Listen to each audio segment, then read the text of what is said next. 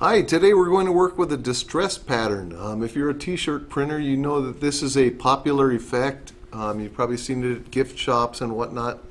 It makes the print look old and cracked, as though it's been maybe through the laundry 100 times. Of course, as printers, we like doing this because you don't have to really worry about print quality as much because it already is supposed to look kind of bad. So if you're printing and a piece of junk gets on your screen, lint or something, you just keep on printing and it's not going to really change the effect. So these are very easy to print once you have it set up, and no doubt you've had some customers who have asked you to do this because once again it is a popular effect nowadays. There are a bunch of ways you can do it. You can actually buy a distress pattern, but there's no reason not to make your own, as I've done here. Some people also use a pattern fill in CorelDraw. There are a lot of patterns to choose from, and I actually prefer making it myself because that way it has a random kind of a pattern. As you can see, some of these letters look more distressed than others, so it really looks kind of realistic, like this really is an old cracked print. So let's talk about how we might create a distressed filter for our graphics. To start, you just need a piece of wax paper, and I like wax paper because it's easy to, you can see I've crunched it up, and you can crunch it up as much as you want depending on how much distress effect you want. This is a bit much, but you can experiment with more or less crunching. Now, after you crunch it up, you're going to want to flatten it out. You can either just do that on the edge of a table, or if you have a heat press, you can do that. I did this at about 200 degrees, so it doesn't have to be real hot. Or you can just use a regular iron, whatever you want. It doesn't have to be perfect, of course. If you do use any kind of heat, I'd recommend using a piece of Teflon like I have here, or craft paper, parchment, whatever you have, just to make sure it doesn't stick to your heating element.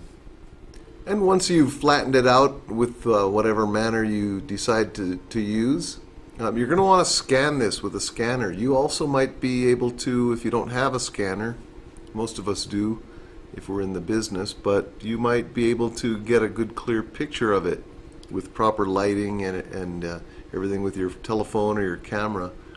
You just need an image of this wax paper.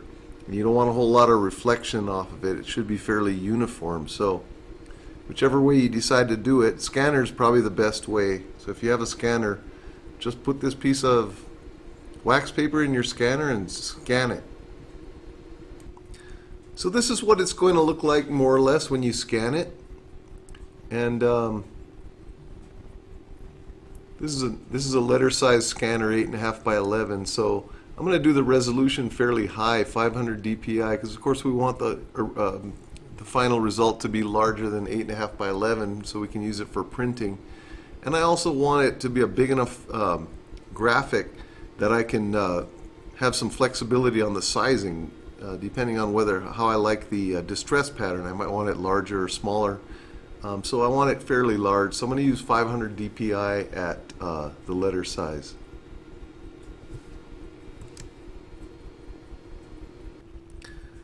So I've imported this into Draw. I'm going to turn it 90 degrees. And then I'm going to, let's see, I'll make it a little bigger so we can see it. Of course, when I make it larger, it lowers the resolution, but that's okay. So it's, at this size, it's 306 dpi. So I'm going to convert this now to a grayscale bitmap.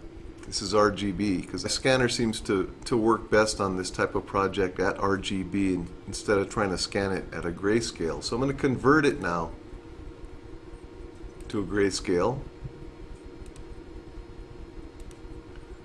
and I'll keep it the same resolution, 306. And now it's grayscale, and what I'm going to do next is I'm going to go up here to my effects, adjust, tone curve. Brings up my tone curve. which will let me adjust the values of the gray and the white. I'm going to select this sharp curve here because I want to get as much contrast in here as I can. So I'm going to darken up the darks to about there. I'll lighten up the lights. We'll see what that looks like. Yeah, it's about what I had in mind. Okay, so I'm going to save it at that. And now I'm going to invert it, which means it switches black to gray. And then I'll convert it once again to a 1-bit monochrome bitmap. And that gets rid of all the gray. So you can already see this is kind of a cool pattern. It's very random, which is what I like, as opposed to using a pattern fill. It has some different lines going through it. You can experiment with different amounts of wrinkling, different things. There are 100 ways to do it. It's more of an art than a science. And for now I'll change that to red, and I'm going to drop that background by left clicking on my color palette, no fill. And if I show my grid, you can see that now there's no background, it's transparent.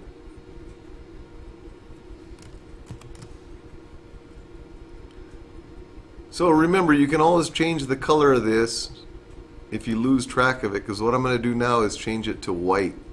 And this is a right mouse click on my color palette on the white, and that makes it disappear, so you have to keep track of this. If you want, you can save the file as the other way around, and then always change it when you import it. You can save this now as your distressed effect, and then I'll show you how you will use it with your artwork. I'll put in something that I want to see distressed, and this could be anything.